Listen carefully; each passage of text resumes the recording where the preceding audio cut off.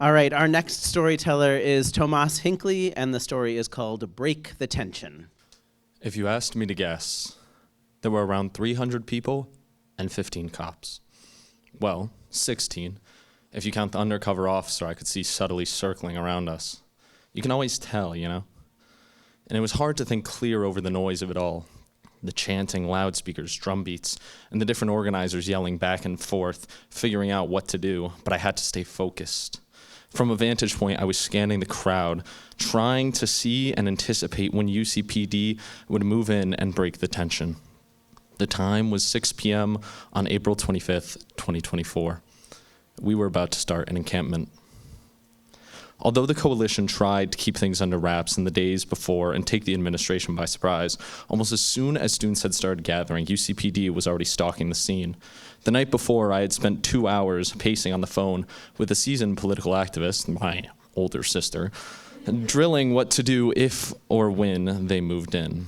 Keep to groups, keep your head on a swivel, and always take note of exit routes if you need to go. The jail support number was sharpied onto my forearm, and all my electronics were locked so that cops couldn't scan my messages. It was the whole deal. You know, ideally I wouldn't spend any time in UConn's jail that day, but better safe than sorry. I'd known about the plan for about 2 weeks prior, and I went in expecting the worst.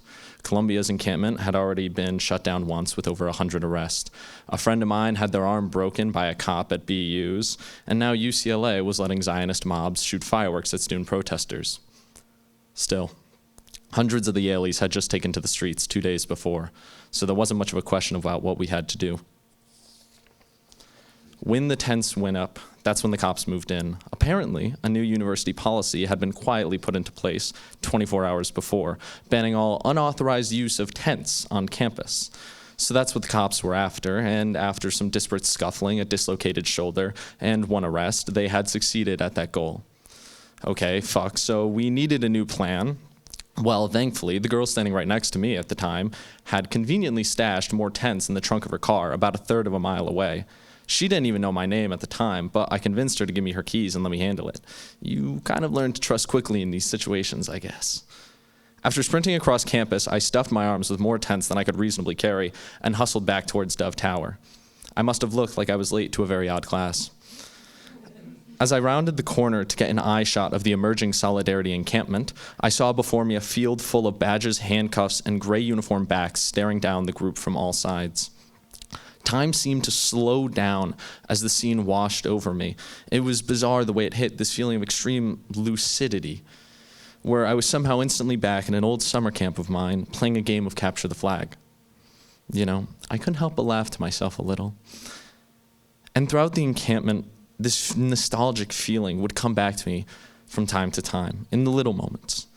Even though it was freezing cold out at night, and we woke up with frost literally coating our sleeping bags, I was gently reminded of sleepovers in middle school, or when we sang old anti-war folk songs, or chalked art across campus to recruit people to join the cause. It brought me back to old music and art classes of simpler times when I did not know what the words apartheid or genocide meant, or why my university would choose to profit off them. Even when we had to walk half a mile just to take out the trash each day, there was a sense of childhood chores reminiscence to it. I was always taken out of these moments by the harsh contrast of the stares of university police officers sent to surveil us 24/7. It's not like I was surprised by them. We were asking that the school cut ties with weapon manufacturers who profited from the genocide, but it was those same companies who funded about half the school's operations. So it was never going to be something they just rolled over on. I especially felt this contrast as I carried those tents, looking for a route to dash between the cops. There was a lot more pressure here to not get tagged. This jail in this game was significantly less metaphorical, but when a lane opened up, I didn't wait around.